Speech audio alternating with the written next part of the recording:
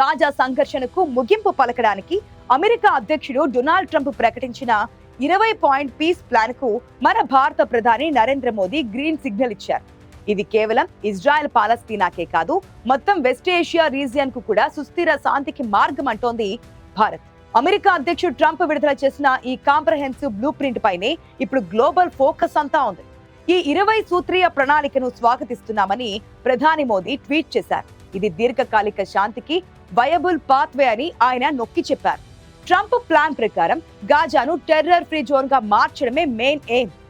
ఈ డీల్లో Israel, Hamas రెండూ అంగీకరిస్తే ఇమ్మీడియట్ సీజ్ ఫైర్ అమలవుతోంది. ఈ పీస్ ఆఫర్ లో కీలక అంశాలను పరిశీలిస్తే అన్ని బందీలను విడుదల చేసిన తర్వాత శాంతిని కోరుకునే హమాస్ సభ్యులకు క్షమాభిక్ష కూడా లభిస్తోంది.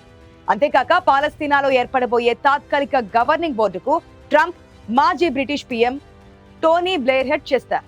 ఈ ప్రణాళికలో ఇజ్రాయెల్ సైన్యం దశల వారీగా వెనక్కి మళ్లాల్సి ఉంటుంది.